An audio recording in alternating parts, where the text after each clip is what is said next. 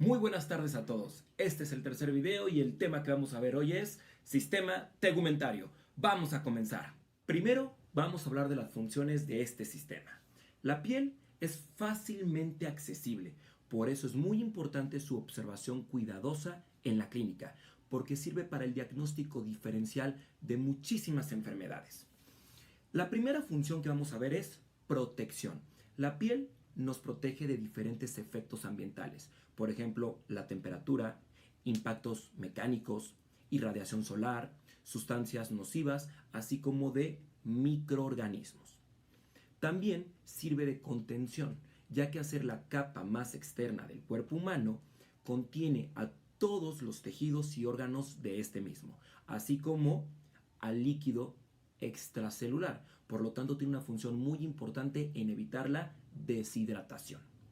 También tiene una función de regulación térmica, ya que por diferentes procesos como la evaporación del sudor, la constricción y la dilatación de los vasos sanguíneos, nos ayuda a mantener una temperatura estable, ni bajas ni altas. Ya lo mencionaré más adelante. También tiene una función en la sensibilidad, ya que como tiene nervios en sus diferentes capas, nos ayuda a percibir el dolor, el tacto, así como la temperatura. Y por último, sirve en la síntesis y almacenamiento de la vitamina D, la cual tiene unas funciones fisiológicas que ya mencionaré más adelante. Ahora vamos a hablar de las partes de la piel, es decir, de sus dos capas, las cuales son la epidermis y la dermis. Y utilizo la siguiente imagen para poder explicar esto. La epidermis se divide en 5 capas que se pueden ver con el microscopio. De profundo a superficial tenemos a la capa del estrato basal. Estas células están en constante reproducción, es decir, por un proceso conocido como mitosis. La siguiente capa es el estrato espinoso. Después el estrato granuloso, después el estrato lúcido y por último el estrato córneo. Estas 5 capas tienen características diferentes que no mencionaré ahora. Ese es para otra materia, histología. Ahorita en anatomía solamente nos quedamos con que la capa superficial es la epidermis y se divide en estas 5 capas que acabo de mencionar. Todo lo profundo a la epidermis es la capa dermis, que contiene diferentes estructuras que ya mencionaré más adelante. Para que podamos entender un poquito más de esto de las partes de la piel, les voy a agregar la siguiente imagen, la cual es un corte histológico de este tejido. En la línea punteada encontramos la zona donde se divide la epidermis, la capa superficial, de la capa profunda, la dermis.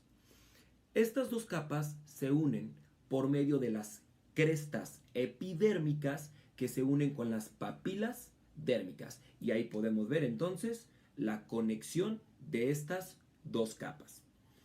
En la línea punteada encontramos al estrato basal de la epidermis, que es su capa más profunda. Y de ahí, de manera superficial, vamos encontrando las diferentes capas de la epidermis hasta llegar a la más superficial, que es el estrato córneo, como ya había mencionado anteriormente. De esta misma línea punteada, la porción profunda es la capa dermis. Vamos a empezar hablando de la capa superficial de la piel, es decir, la epidermis. La epidermis es un epitelio queratinizado, es decir, que sus células, los queratinocitos, producen queratina, la cual es una proteína estructural de la piel. La epidermis carece de vasos sanguíneos y de vasos linfáticos. Por lo tanto, ¿cómo se nutre la epidermis? Bueno, la dermis, la capa profunda, está altamente vascularizada. Por lo tanto, la epidermis se nutre a partir de los nutrientes que recibe la dermis. Lo que sí contiene la epidermis es terminaciones nerviosas. La dermis, la capa profunda, está altamente inervada. Sin embargo, la epidermis sí recibe unas cuantas terminaciones nerviosas que le permiten detectar tacto, dolor y temperatura. Para terminar de hablar de la epidermis, vamos a utilizar la siguiente imagen.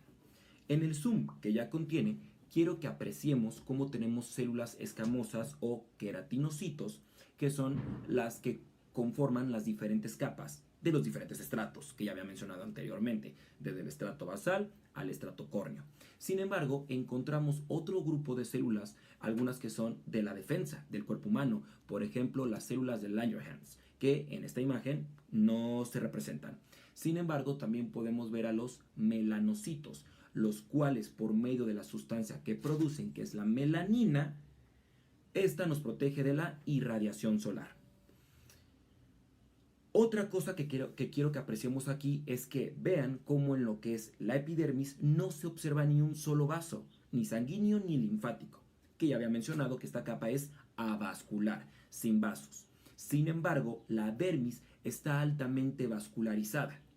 Por lo tanto, todos estos vasos que se encuentran en la dermis y la nutren constantemente, por medio de un proceso que se conoce como difusión, los nutrientes pueden llegar a lo que es la epidermis y nutrir a esta capa. Bueno, ahora sí, dejando a un lado a la epidermis, vamos a hablar de la capa profunda de la piel, la dermis. Como había mencionado anteriormente, la dermis se encuentra altamente vascularizada por arterias, por venas y por vasos linfáticos. Pero, ¿de dónde provienen estos vasos? Ok, debajo de la dermis encontramos una capa de la que ya hablaré un poquito más adelante, que es la fascia superficial. En esta fascia superficial se encuentran vasos superficiales, arterias, venas y vasos linfáticos. Estos vasos van recorriendo todo lo que es esta capa, la fascia superficial, y en ciertas zonas liberan vasos, liberan ramas que ascienden y se encargan de nutrir, de irrigar y de drenar lo que es la dermis. Lo mismo ocurre con los nervios. Hay nervios cutáneos, nervios superficiales, que se encuentran en la fascia superficial y después liberan ramas que ascienden hacia la dermis y hacia la epidermis para permitir detectar lo que es la sensibilidad, el dolor y la temperatura. Ahora, esta dermis se encuentra formada por dos tipos de fibras de colágeno y fibras elásticas.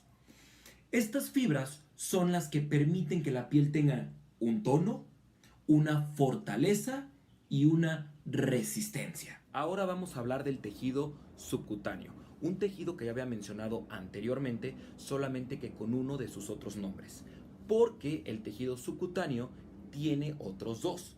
Uno es la hipodermis, porque es un tejido que se encuentra por debajo de la dermis, y el que ya había mencionado es fascia superficial. La fascia superficial, tejido subcutáneo o hipodermis, es el tejido donde se encuentra el mayor almacenamiento de grasa. La grasa, el tejido adiposo, lo encontramos en muchas zonas del cuerpo humano. Algunas ya las mencionaré en otro tema. Pero el mayor depósito de grasa se encuentra en el tejido subcutáneo, la fascia superficial. Es en este tejido, es en esta zona donde se encuentran los vasos superficiales, que ya había mencionado anteriormente, que son aquellos que ascienden hacia la dermis y pues se encargan de irrigarla, de nutrirla y de drenarla. También se encuentran los nervios cutáneos superficiales, que ya había mencionado, que también liberan ramas que ascienden hacia la dermis, hacia la epidermis y se encargan de darle sensibilidad hacia el tacto, hacia el dolor y hacia la temperatura.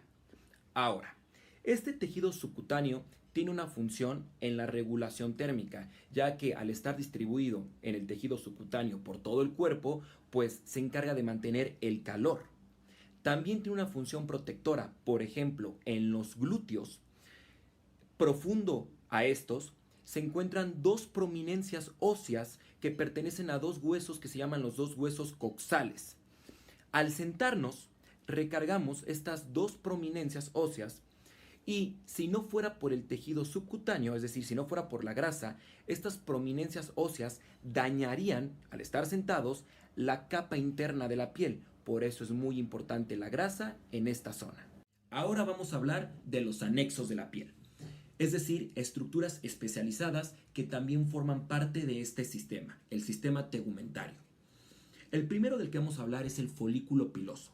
El folículo piloso, el cual se encuentra en la dermis, es la estructura de la cual se va a desarrollar el pelo. El folículo piloso está asociado a un músculo erector del pelo. Como el mismo nombre lo dice, cuando este músculo se contrae, se sufre la erección del pelo. Por lo tanto, es lo que sucede durante la piel de gallina. Ahora, asociado con mucha cercanía a este folículo y al músculo erector, encontramos a una glándula sebácea. Cuando el músculo se contrae y el pelo sufre la erección, lo que hace es que se comprime a la glándula sebácea. Por lo tanto, esta secreta su sustancia oleosa y protectora en la superficie de la piel. La glándula sebácea se encuentra en la dermis. En la hipodermis, es decir, en la fascia superficial, tenemos a otra glándula que también es un anexo, la glándula sudorípara. Esta glándula lo que hace es que secreta el sudor hacia la superficie de la piel y cuando este líquido se evapora, tiene una función termorreguladora en el enfriamiento del cuerpo humano. Así como la grasa en el tejido subcutáneo nos ayuda a conservar el calor, el sudor, el enfriamiento, hay otra estructura que también permite disminuir y aumentar la temperatura de los tejidos del cuerpo humano, por ejemplo, en los labios. ¿Cuáles son estas estructuras? Los vasos que encontramos en la dermis, las arterias, específicamente las arteriolas, son pequeños vasos. Cuando las temperaturas ambientales son bajas, lo que hacen estos vasos es que se contraen, por lo tanto aumenta la velocidad de flujo sanguíneo y por lo tanto aumenta el calor. Al estar los vasos disminuidos, por eso se ven azules cuando las temperaturas son frías en el ambiente. Cuando hace mucho calor, estos vasos lo que hacen es que se dilatan para que disminuya la velocidad del flujo sanguíneo y pueda disminuir el calor. Pero al estar dilatados estos vasos, hay mucho flujo sanguíneo, no rápido, pero sí mucho, y por eso los labios se ven